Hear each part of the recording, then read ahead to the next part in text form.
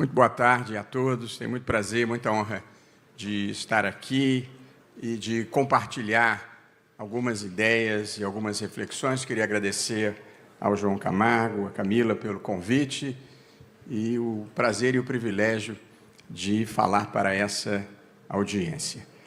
Eu, na verdade, vinha tentando organizar as minhas ideias sobre o que falar e resolvi falar sobre um pouco de tudo. E, portanto, dividi a minha apresentação, que prometo que não vai ser muito longa, ainda mais às vésperas da hora do almoço. Vou falar um pouco sobre o mundo, um pouco sobre o Brasil e um pouco sobre o Supremo Tribunal Federal. E prometo não demorar demais.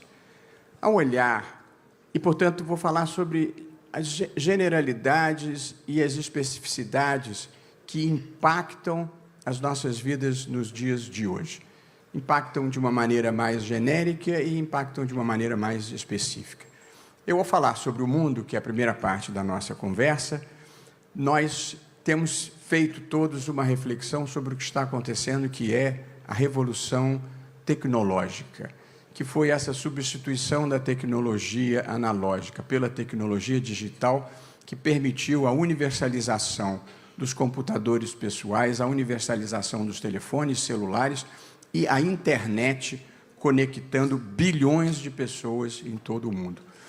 A revolução tecnológica produziu uma nova economia, que é a economia do conhecimento, que é a economia digital, e como ela tem impactado as nossas vidas e a vida dos empresários de uma maneira geral, com a virtualização da vida, com a desterritorialização das empresas, e com uma passagem da riqueza dos bens físicos para os bens imateriais. Quando eu era bem mais jovem, a maioria de nós aqui éramos, as empresas mais valiosas do mundo eram as que exploravam petróleo, as que fabricavam automóveis e as que produziam os grandes equipamentos. Hoje em dia, nenhuma, como Esso, Shell, Ford, General Motors, General Electric, hoje em dia nenhuma delas figura mais entre as empresas mais valiosas do mundo, que são Apple, Amazon, Facebook, Google e Microsoft e Nvidia, talvez, com os seus novos nomes. Portanto, há uma transformação muito profunda. E, sobre essa transformação profunda, vieram as plataformas digitais e como elas revolucionaram a comunicação de uma maneira geral, democratizando o acesso ao conhecimento, democratizando o acesso à informação, democratizando o acesso ao espaço público e gerando uma série de benefícios e de complexidades com as quais o mundo inteiro está hoje procurando lidar. A revolução tecnológica e as plataformas digitais mudaram completamente a escala da comunicação social. Os jornais mais vendidos do Brasil têm cerca de 300 mil assinaturas digitais. A revista mais vendida do mundo, que é The Economist, tem 1,5 milhão de assinantes. O jornal mais vendido do mundo, que é o New York Times, tem 10 milhões de assinantes digitais. O Facebook tem 3 bilhões de usuários. O YouTube tem 2,5 bilhões de usuários. O WhatsApp tem mais de 2 bilhões de usuários. Portanto, há um impacto brutal sobre a comunicação e as implicações que exigem regulações em matéria econômica para fazer tributação justa, para proteger direitos autorais, para impedir dominação econômica, para proteger privacidade e, evidentemente, para proteger o mundo de alguns conteúdos que são inaceitáveis. Não importa se você é liberal, conservador, progressista, não pode ter pornografia infantil na rede, não pode ter terrorismo na rede.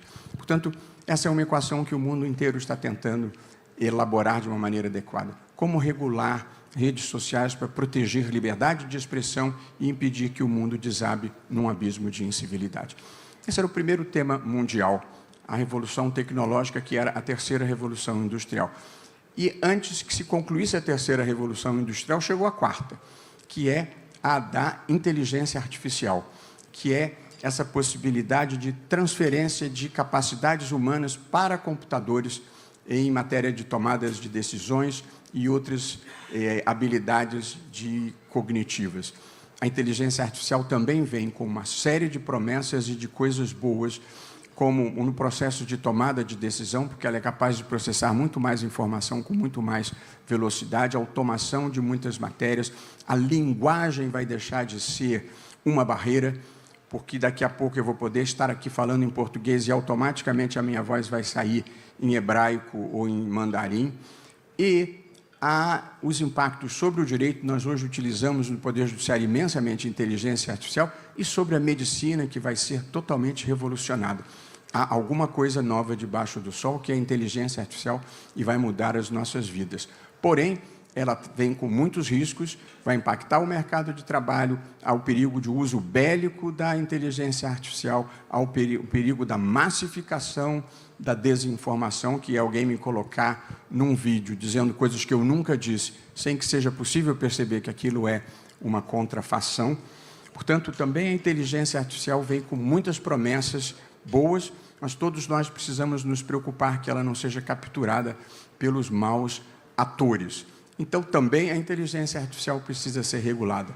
Só que é muito difícil regular a inteligência artificial. É claro que tem que regular para proteger direitos fundamentais, para proteger a democracia, para ter uma governança adequada, porém, a velocidade da transformação dificulta a regulação da inteligência artificial. Tem projetos no Congresso Nacional. O que eu quero dizer com velocidade da transformação? O telefone fixo, que é aquele que a gente mantinha, aquele preto numa mesinha com destaque na sala de casa, que os mais jovens não conhecem, levou 75 anos para chegar a 100 milhões de usuários. O telefone celular, que é esse aqui, que, de acordo com o meu amigo Carlos Aires, aproxima quem está longe e afasta quem está perto, levou 17 anos. A internet levou cerca de 8 anos para chegar a 100 milhões de usuários, pois o ChatGPT chegou a 100 milhões de usuários em 2 meses. Portanto, essa é a velocidade da transformação com o que nós estamos lidando no mundo, e daí a dificuldade de regulação da inteligência artificial. E o terceiro e último tema global que eu queria ter na agenda de todos, porque acho que é uma reflexão importante, diz respeito à mudança climática. Essa é uma questão que tem sido negligenciada, mas é uma questão definidora do nosso tempo. Nós estamos jogando as nossas vidas e as vidas das futuras gerações. Só que é muito difícil as pessoas se conscientizarem disso e passarem a agir por muitas razões. Ainda há muito desconhecimento e negacionismo, apesar de todos os cientistas dizerem que a atuação do homem na Terra vai produzir um impacto devastador. Em segundo lugar, as emissões e as agressões à natureza que se cometem hoje só vão produzir os seus efeitos daqui a 25, 50 anos. De modo que não há um incentivo para a política, muitas vezes, que se move por objetivos de curto prazo, que são os ciclos eleitorais, para efetivamente enfrentar essa questão. Em terceiro lugar, porque ela exige soluções globais. O que acontece na Amazônia, o que acontece na China, o que acontece nos Estados Unidos, impacta o mundo inteiro, e não apenas esses países. Há 3 tratados, há o Acordo de Paris que está em vigor, os países não estão cumprindo o Acordo de Paris.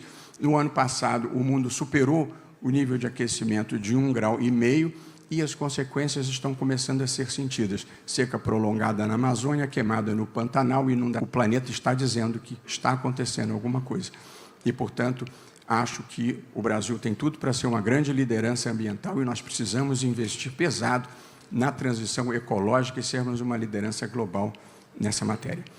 Isso era o que eu queria falar um pouco sobre o mundo na velocidade da segurança pública. Onde você vai hoje, a segurança pública disputa com a saúde a principal preocupação da sociedade brasileira.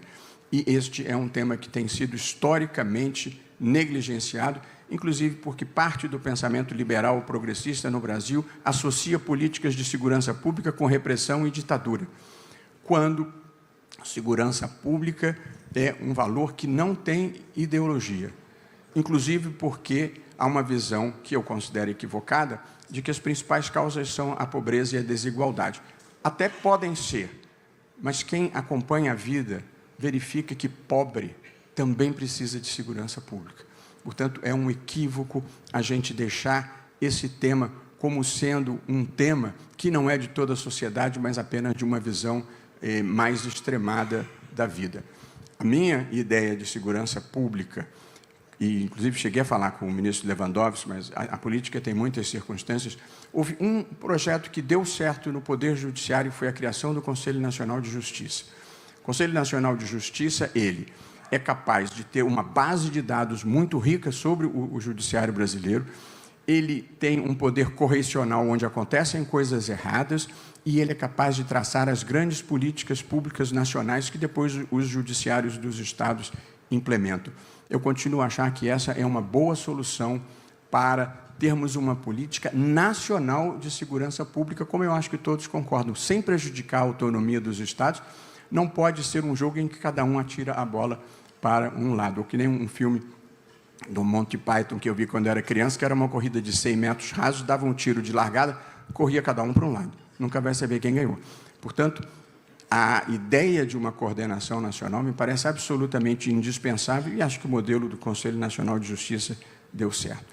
Minha segunda grande aflição, eu tenho muitas aflições com o Brasil, mas a minha segunda grande aflição com o Brasil diz respeito à educação. Esse continua a ser o grande problema brasileiro. E todo mundo diz que a educação é uma prioridade. Não é. Não tratam como prioridade. Eu vou usar um exemplo antigo para não politizar a questão. Quando o presidente Temer assumiu o governo, a grande discussão política, o grande pensamento um lado olhando por base de como para de fação então esse lugar são sem outras razões. As pessoas se conscienciam e as vidas das futuras gerações. Só que é muito difícil as pessoas se conscientizarem disso e passarem a agir por muitas razões. Ainda há muito desconhecimento e negacionismo, apesar de todos os cientistas dizerem que a atuação do homem na Terra vai produzir um impacto devastador. Em segundo lugar, as emissões e as agressões à natureza que se cometem hoje só vão produzir os seus efeitos daqui a 25, 50 anos. De modo que não há um incentivo para a política, muitas vezes, que se move por objetivos de curto prazo, que são os ciclos eleitorais, para efetivamente enfrentar essa questão. Em terceiro lugar, porque ela exige soluções globais. O que acontece na Amazônia, o que acontece na China, o que acontece nos Estados Unidos, impacta o mundo inteiro, e não apenas esses países. Há 3 tratados, há o Acordo de Paris que está em vigor, os países não estão cumprindo o Acordo de Paris. No ano passado, o mundo superou o nível de aquecimento de 1,5 graus e as consequências estão começando a ser sentidas. Seca prolongada na Amazônia, queimada no Pantanal, e o planeta está dizendo que está acontecendo alguma coisa. E, portanto, acho que o Brasil tem tudo para ser uma grande liderança ambiental e nós precisamos investir pesado na transição ecológica e sermos uma liderança global nessa matéria. Isso era o que eu queria falar um pouco sobre o mundo na velocidade da segurança pública. Onde você vai hoje, a segurança pública disputa com a saúde a principal preocupação da sociedade brasileira. E este é um tema que tem sido historicamente negligenciado, inclusive porque parte do pensamento liberal progressista no Brasil associa políticas de segurança pública com repressão e ditadura, quando segurança pública é um valor que não tem ideologia, inclusive porque há uma visão que eu considero equivocada de que as principais causas são a pobreza e a desigualdade. Até podem ser, mas quem acompanha a vida verifica que pobre também precisa de segurança pública. Portanto, é um equívoco a gente deixar esse tema como sendo um tema que não é de toda a sociedade, mas apenas de uma visão mais extremada da vida. A minha ideia de segurança pública, e inclusive cheguei a falar com o ministro Lewandowski, mas a política tem muitas circunstâncias, houve um projeto que deu certo no Poder Judiciário, que foi a criação do Conselho Nacional de Justiça.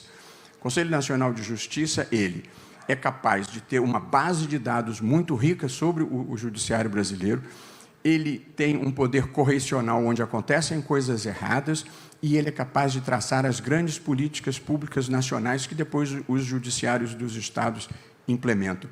Eu continuo a achar que essa é uma boa solução para termos uma política nacional de segurança pública, como eu acho que todos concordam, sem prejudicar a autonomia dos estados. Não pode ser um jogo em que cada um atira a bola para um lado, ou que nem um filme do Monty Python que eu vi quando era criança, que era uma corrida de 100 metros rasos, dava um tiro de largada, corria cada um para um lado. Nunca vai saber quem ganhou. Portanto, a ideia de uma coordenação nacional me parece absolutamente indispensável e acho que o modelo do Conselho Nacional de Justiça deu certo. Minha segunda grande aflição, eu tenho muitas aflições com o Brasil, mas a minha segunda grande aflição com o Brasil diz respeito à educação. Esse continua a ser o grande problema brasileiro. E todo mundo diz que a educação é uma prioridade. Não é. Não tratam como prioridade. Eu vou usar um exemplo antigo para não politizar a questão. Quando o presidente Temer assumiu o governo, a grande discussão nacional era quem vai ser o ministro da Fazenda, quem vai ser o presidente do Banco Central, quem vai ser o presidente do BNDES. A educação, que todo mundo diz que é prioridade, ninguém estava preocupado em saber quem ia ser o ministro da Educação. Portanto, verdadeiramente, esta não é uma prioridade na vida brasileira. E foi isso que nos atrasou na história.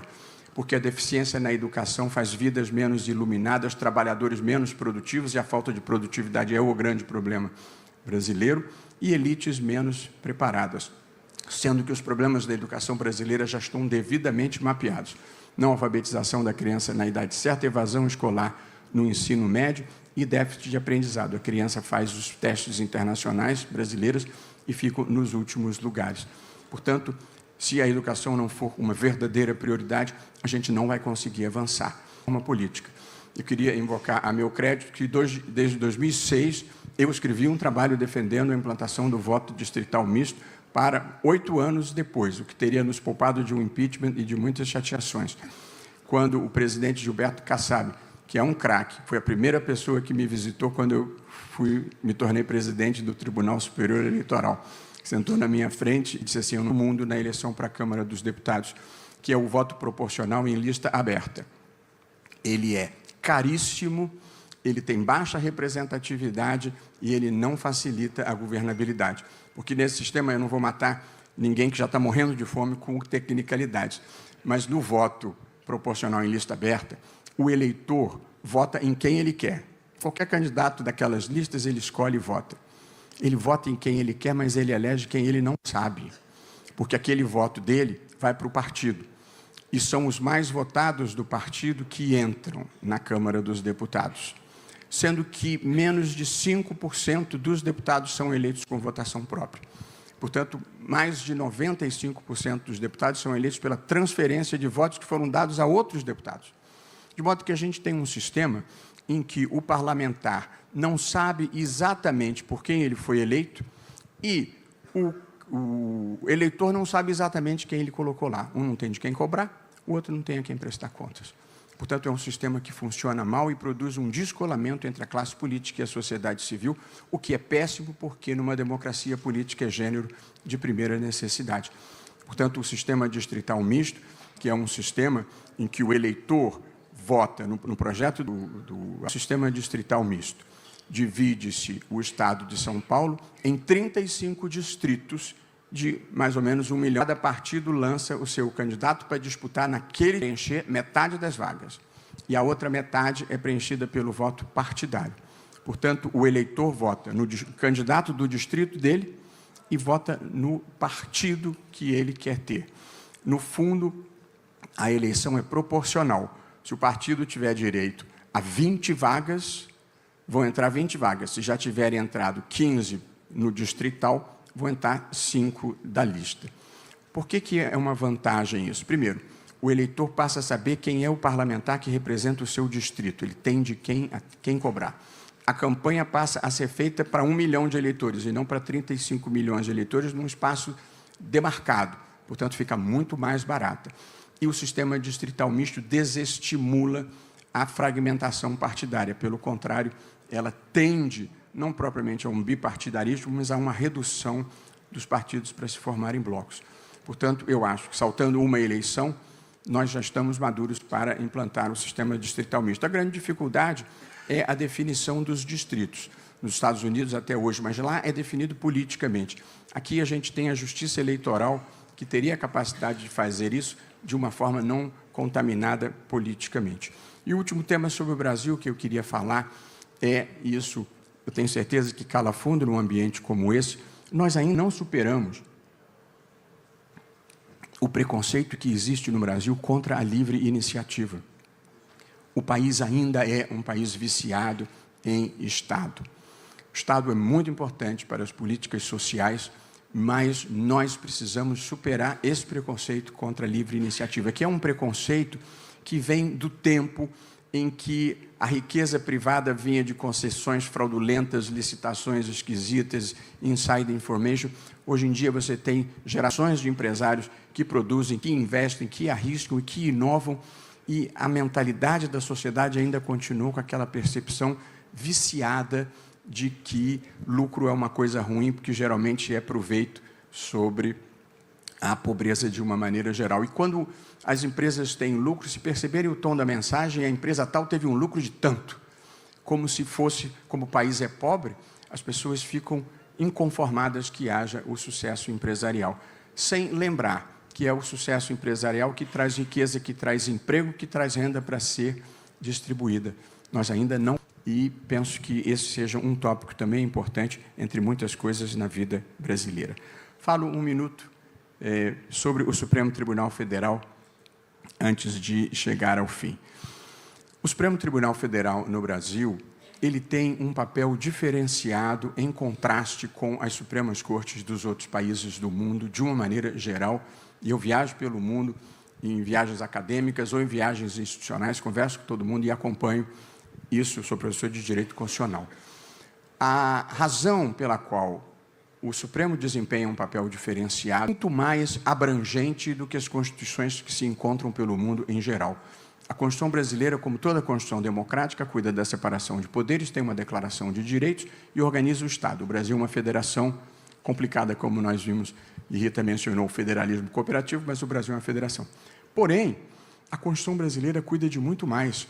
A Constituição brasileira, ela cuida do sistema de seguridade social, ela cuida do sistema tributário, ela cuida do sistema de saúde, ela cuida do sistema de educação, ela cuida do sistema de proteção, ela cuida do sistema de proteção às comunidades indígenas, ela cuida do papel do Estado na economia, ela cuida dos servidores públicos, ela cuida da família, da criança, do adolescente, da mineração e por aí vai. E da comunicação social. Portanto, temas que, na maior parte do mundo, são políticos, no Brasil eles foram trazidos para a Constituição. Trazer um tema para a Constituição é, em certa medida, tirá-lo da política e trazê-lo para o direito, porque, com base nas normas constitucionais, as pessoas vão ao judiciário judicializar as suas pretensões. Somado a este fato de que quase tudo no Brasil relevante está na Constituição e permite a judicialização, existem ações que permitem você chegar diretamente ao Supremo Tribunal Federal. Nos Estados Unidos, você só chega à Suprema Corte, como regra geral, por recurso, writ of certiorari. Na Alemanha, você só chega por recurso, reclamação constitucional. No Brasil, você pode propor ações diretas perante o Supremo, questionando a constitucionalidade de uma lei ou a ausência ou insuficiência ou deficiência de uma política pública. De modo que qualquer tema pode chegar. A Constituição prevê quem é que pode propor essas ações diretas. Podem propor essas ações diretas o Presidente da República, o Procurador-Geral da República, a mesa da Câmara, a mesa do Senado, todos os governadores, todas as assembleias legislativas, todos os partidos políticos com representação no Congresso Nacional, o Conselho Federal da Ordem dos Advogados do Brasil, todas as entidades de classe de âmbito nacional e todas as confederações sindicais. Ou seja, é preciso que um interesse seja muito desimportante para não conseguir que pelo menos alguém leve ele ao Supremo Tribunal Federal. Portanto, quando alguém diz que o Supremo se mete em tudo, não é verdade. E tudo pode chegar ao Supremo. De modo que a gente decide de demarcação de terras indígenas a interrupção de gestação. A gente decide de pesquisas com células-tronco embrionárias a queima da palha da cana-de-açúcar. A gente decide de desmatamento. O judiciário no Brasil decide as coisas. Eu não gosto de dizer ridículos, porque há coisas que são importantes para uns e que são desimportantes para outros. Mas a gente decide, o Poder Judiciário, o Tribunal Regional Federal da 4ª Região, no Rio Grande do Sul, decidiu que o colarinho do chope faz parte da bebida. Ou seja, no Brasil, não só foi judicializado, como chegou ao 2º grau de jurisdição, saber se o colarinho de chope faz parte da bebida. Mas, assim como eu estou dando esse exemplo, são muitos exemplos. É claro que, para aquele comerciante que foi autuado, aquela discussão era importante, porque, na vida, o que é importante para um pode não ser importante para outro. Eu tenho um cunhado que mora numa área mais rural, ali depois de Niterói, numa daquelas praias, e ele um dia chegou com um terno, que tinha ficado velho, ele é advogado, virou-se para o caseiro e falou: Pedro, você não quer esse terno aqui de presente? E Pedro disse, o terno não quero não, mas o cabide aceito, sim, senhor. É claro, ele não usa terno, o cabide é que interessava para ele. De modo que as coisas variam em importância para uma pessoa ou outra. Mas eu queria deixar claro, não é o Supremo que se mete em tudo. É um arranjo institucional brasileiro que permite que tudo chegue ao Supremo Tribunal Federal. O que faz com que a vida seja decidir as questões mais divisivas da sociedade brasileira. E, portanto, se a gente decide a favor do uso de terras, as comunidades indígenas vocalizam a sua contrariedade. Se a gente decide a favor das comunidades indígenas, o agronegócio vocaliza a sua contrariedade. Em matéria tributária, se a gente decide a favor do contribuinte, o governo diz que a gente não tem responsabilidade fiscal. Se a gente decide a favor do governo, o contribuinte diz que a gente é fazendário. Não há salvação em quem tem que decidir as questões mais divisivas da sociedade brasileira. Portanto, eu não me impressiono quando alguém diz que as pesquisas demonstram que o Supremo tem só 49% de confiança. Diz que coisa extraordinária. Pela quantidade de gente que a gente desagrada, podia ser muito pior. Mas, por evidente, você não pode medir a importância de um tribunal por pesquisa de opinião pública. Porque se tem uma forma nessa vida de você não agradar ninguém, é querer agradar todo mundo. E, portanto, a gente interpreta a Constituição com o pluralismo do Supremo, às vezes com divergências que eu mesmo tenho, mas faz parte da vida. A crítica é livre, é importante, mas criticar as instituições é completamente diferente de querer destruí-las. Nós vivemos na vida brasileira, e eu preciso que os senhores entendam um pouco o que nós passamos e o que nós vivemos em termos de mudança de comportamento. Eu fui à final da Copa do Mundo de 2014, no Rio de Janeiro, com a minha mulher e meus 2 filhos, os 4 na arquibancada do Maracanã, sem nenhum tipo de segurança, nenhum tipo de problema. Em 2016, eu fui assistir à abertura das Olimpíadas com meu saudoso e querido amigo Teori Zavascki. Fomos os 2 e meu filho caçula. Só. Nenhuma segurança. Hoje em dia, eu não tenho nenhuma possibilidade de sair na rua sem ter 3 seguranças. Foi essa transformação que ocorreu num país que se tornou mais agressivo, mais violento, em que as pessoas se sentem com liberdade de se manifestarem da forma mais grosseira possível. A democracia tem lugar para liberal, tem lugar para progressista, tem lugar para conservador, tem lugar para todo mundo. Mas a civilidade é um valor que vem antes da ideologia e nós perdemos isso e temos que recuperar.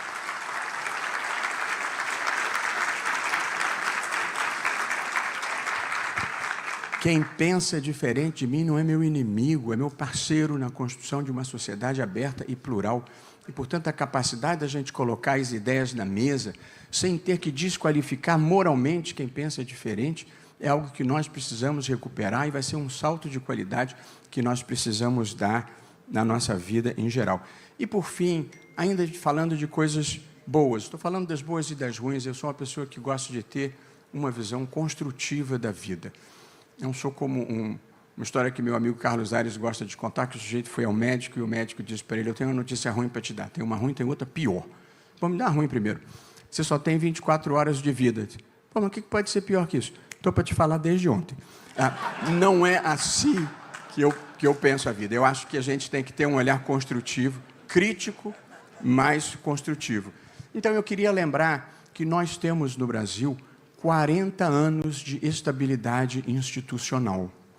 É claro que o país tem sobressaltos de ameaça de golpe, sobressaltos tributários, como todos aqui vivemos nesses dias. A gente leva alguns sustos no Brasil. Mas nós temos 40 anos de estabilidade institucional. E para que a gente não trate esse fato com desimportância, eu gostaria de lembrar que essa é uma novidade. A história do Brasil sempre foi a história de golpes contra golpes e quebra da legalidade. E, portanto, só quem não sob a sombra é que não sabe reconhecer a luz que é ter 40 anos de democracia, com as dificuldades da democracia. Então, apenas para fazer um exercício de memória, do número de vezes e de situações em que quase se quebrou a legalidade institucional no Brasil, ou que efetivamente se quebrou. Revolução nos últimos... Vou começar em 1930, podia ter começado lá quando Floriano Peixoto não convocou eleições, podia ter passado pelos 18 do Forte, vou começar em 30. Episódios de ruptura ou de tentativa de ruptura. Revolução de 30, Revolução Constitucionalista de São Paulo de 32, Intentona Comunista de 35, Golpe do Estado Novo de 37, Destituição de Getúlio Vargas em 45. Foram-se os dedos da minha mão esquerda. Contragolpe preventivo do Marechal Lott para segurar a posse do Juscelino Kubitschek, 2 tentativas de golpe contra Juscelino Kubitschek, Jacareacanga e Aragarças, veto dos ministros militares à posse do João Goulart quando da renúncia de Jânio Quadros, golpe militar de 1964, prorrogação do mandato de Castelo Branco sem a realização das eleições de 65, acabaram os dedos da minha segunda mão e eu só tenho 2. Então, volto para a primeira. Ato institucional número 5 de 1968, o impedimento à posse do vice-presidente Pedro Aleixo quando da doença de Costa Silva, outorga da Constituição de 1969, anos de chumbo do governo Médici, pacote de abril do Geisel que fechou o Congresso.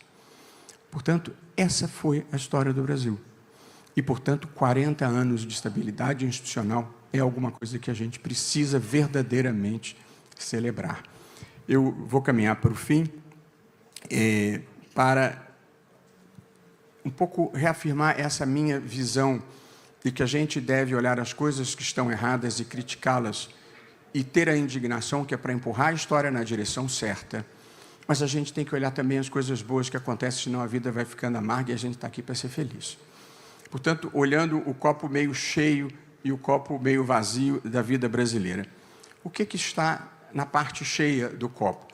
Nós tivemos crescimento econômico bem mais alto do que se esperava nos últimos 2 anos, 3,4% num ano, 3,3% no segundo ano, e este ano, pelas estatísticas prévias, a gente vai crescer um pouco mais do que se esperava anteriormente. Portanto, o país que viveu muitas crises e momentos de baixíssimo crescimento, e aqui um parênteses importante que eu acho que exige uma reflexão. Entre 1900 e 1980, o Brasil foi o país que mais cresceu no mundo, a uma taxa média de 5,5% ao ano. De 1980 para cá, a gente não está conseguindo crescer a uma taxa média de 2%. Essa é uma reflexão que a gente precisa fazer. O que aconteceu que a gente parou de crescer, ou parou de ter a capacidade de crescer? Outro ponto do copo cheio. Temos a menor taxa de desemprego desde que se começou a contabilizar esta estatística. E aqui eu queria fazer uma observação importante e uma comunicação, porque tem passado abaixo do radar e vai fazer muita diferença. Houve um aumento de reclamações trabalhistas, efetivamente, a imprensa divulgou. As reclamações trabalhistas, elas aumentam no momento da demissão. A mais da metade das decisões trabalhistas, das reclamações trabalhistas, estão associadas às verbas rescisórias, no momento da rescisão. Então, o aumento de reclamações trabalhistas se deve, em boa parte, ao aquecimento da economia e à baixa taxa de desemprego, que produz mais turnover no mercado, mais gente mudando de emprego, gera mais reclamação trabalhista. Portanto, não é um fator necessariamente negativo. Mas o excesso de reclamação trabalhista traz problemas. Ele dificulta o investimento, traz insegurança e o empregador acaba se distanciando da formalização do emprego, porque aquilo pode trazer chateação. Então, nós aprovamos no Conselho Nacional de Justiça, e é isso que eu queria compartilhar aqui, uma resolução que diz o seguinte: se no ato da rescisão, do final do ano passado, só que a gente botou um valor muito alto, temendo que houvesse muita demanda, mas agora já pode qualquer caso, então, por isso que eu vou divulgar. A resolução prevê o seguinte: se no ato da rescisão, empregador e empregado estiverem de acordo e assistidos por advogado, a rescisão pode ser levada à Justiça do Trabalho, que a homologa, e fica proibido ajuizar a reclamação trabalhista. Com isso, a gente acaba com a indústria da reclamação trabalhista. O que acontece muito frequentemente, e todo mundo sabe disso? Depois da rescisão, que o trabalhador já recebeu o que de direito, eu estou falando de empresário correto que paga o que devia pagar. Depois que o trabalhador já recebeu o que tinha que receber, um advogado o encontra e diz assim: eu consigo mais uns caraminguás para você. E ajuiza a reclamação trabalhista, e aí pede equiparação, pede hora extra que não ganhou, enfim. De modo que, com esta solução, no momento da rescisão em que está sendo pago aquilo que o trabalhador efetivamente tinha direito, porque ele está assistido por advogado, o juiz do trabalho verifica se os direitos fundamentais foram acolhidos, porque a parte negocial o juiz não tem que se meter, e ele, então, homologa e não pode ter mais reclamação trabalhista. Isso não esvazia a Justiça do Trabalho, que seria uma resistência política complexa, mas muda a jurisdição dele, de contenciosa para voluntária. E, portanto, eu acho que isso vai simplificar imensamente a vida de todo mundo, eu assim espero. No copo cheio, reservas internacionais altíssimas. A minha geração era uma geração que vivia apavorada com a dívida externa. Eu, quando estudei, fiz o meu mestrado fora, no estado, final dos anos 80, em Yale, e estudei International Business Transactions, porque eu queria ajudar o Brasil a equacionar o problema da dívida externa. Acabou esse problema, não tem ninguém mais preocupado com isso. Aí agora vamos para a parte do copo.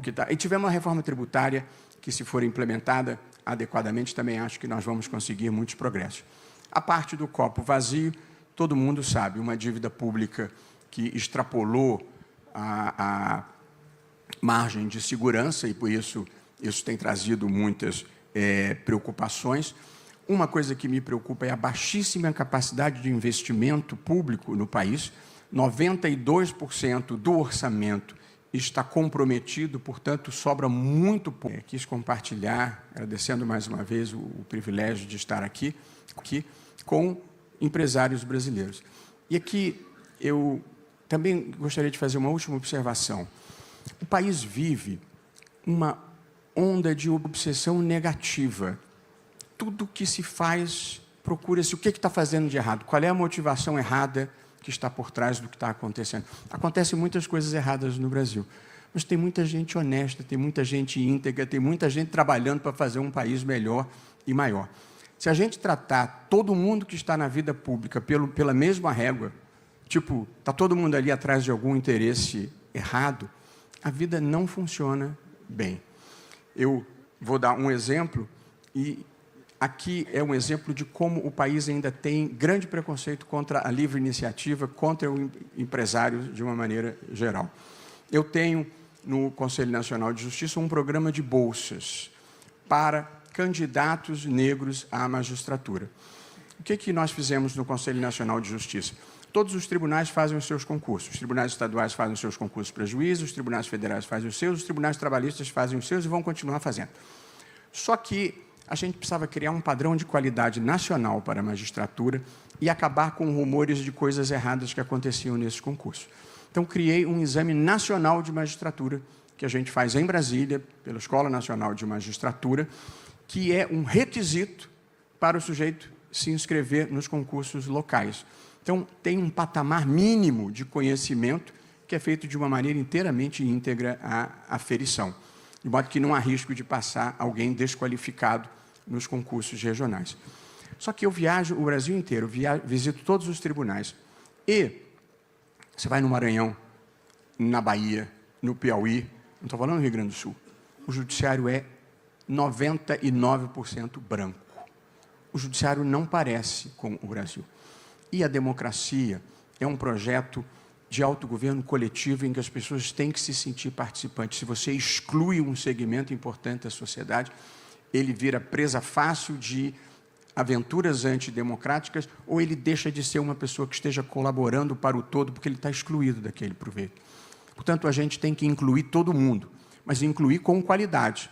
Então, eu peguei e ação afirmativa e cotas não pode servir para o judiciário, serve para entrar na universidade. Mas o juiz decide a vida das pessoas. E, portanto, tem que ser uma pessoa qualificada.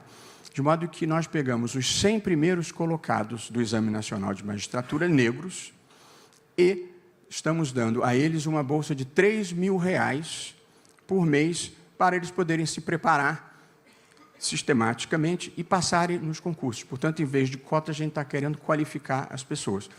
E, porque é assim que eu penso a vida, fui buscar esse dinheiro na iniciativa privada. Nós precisávamos de 15 milhões para esse projeto, tínhamos conseguido 7 milhões. Eu falei com a Inês Coimbra, procuradora-geral do Estado de São Paulo, uma mulher maravilhosa, contei essa história para ela, ela disse, não tem problema, a gente faz um jantar lá em São Paulo e vamos reunir os empresários e você conta isso que você está contando e a gente vai conseguir mais uma fatia desse dinheiro. E aí assim fizemos. Ela organizou, foi um jantar ótimo, foi organizado depois eu fiquei sabendo, na casa do presidente do iFood, vieram empresários de todas as áreas, todo mundo com boa disposição de ajudar no programa. A matéria que saiu na grande imprensa. A pretexto de obter bolsas para candidatos negros, Barroso se reúne com empresários que têm interesse no Supremo. Eu queria dizer aqui que todo mundo tem interesse no Supremo. Quando eu recebo prefeito, tem interesse no Supremo. Quando eu recebo deputado, tem interesse no Supremo. Quando eu falo com o presidente da República, tem interesse no Supremo. Quando eu converso com o presidente da Câmara dos Deputados, a quem quero muito bem, ele tem interesse no Supremo. O presidente do Senado, a quem também quero bem, tem interesse no Supremo. Os indígenas têm interesses no Supremo. Todo mundo tem interesse. Os sindicatos têm interesse no Supremo. Os advogados têm interesse no Supremo. Portanto, se eu não pudesse me relacionar com quem tem interesse no Supremo, eu ia ter que ficar trancado em casa.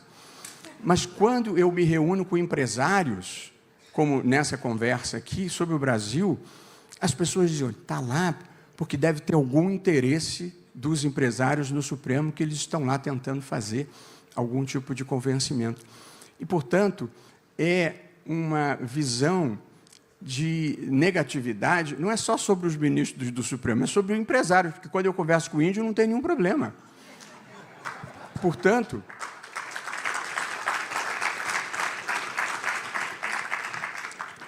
e o papel de um juiz não é, e não deve ser, nem conservador, nem liberal, nem progressista. A lógica de o juiz é um ator institucional, a lógica de um juiz é certo, justo e legítimo. E não se é empresário ou indígena. Eu já decidi a favor de empresário contra indígena, já decidi a favor de indígena contra empresário, contra... Na vida, você tem que fazer o que é certo. Se há uma bênção que a vida me deu, é quando chega um caso na minha frente, eu estudo conforme a circunstância, ouço os meus assessores, ouço as opiniões contrárias de um lado e do outro, vejo o argumento contrário e decido o que eu acho que é certo. Há 12 anos eu faço isso. Eu decido o que eu acho certo e faço. E não tenho medo de nada, porque o universo protege as pessoas que se movem por bons propósitos. Essa é a minha crença mais profunda e é assim que eu tenho trabalhado na minha vida como juiz. Mas quando você trata todo mundo sob desconfiança, a vida pública começa a ficar desagradável. E aí você para de atrair as pessoas boas para a vida pública, porque não vale a pena passar por aquele nível de exposição. É isso que eu basicamente queria dizer, e aqui renovando perante pessoas que ajudam a produzir e a gerar empregos, eu adoro o Brasil. Eu estudei fora, trabalhei fora, mas um dia eu voltei para o Brasil com um plano Collor fazendo água, e disse, é lá que mora o meu coração, é esse o país onde eu quero fazer diferença. Fui advogado 30 anos, a vida me levou para o Supremo, e a gente deve cumprir com alegria as missões que a vida nos dá. Mas eu sou muito convencido no Brasil, e verdadeiramente, que se a gente conseguir superar alguns gargalos, que é erradicar a pobreza, investir verdadeiramente em qualidade de educação, conseguirmos uma elevação razoável da ética pública e da ética privada no Brasil, acertarmos a parte fiscal, e conseguirmos reunir as pessoas competentes. Porque quando a gente colocou o Pedro Parente na Petrobras, a Petrobras deu lucro. Quando colocou o Ilan no Banco Central, a inflação foi sob controle. É só colocar as pessoas certas no lugar certo. Portanto, eu assim penso que multicultural como nós somos, multirraciais como nós somos, com integridade, competência e idealismo, nós temos tudo para sermos a sensação do mundo. Muito obrigado.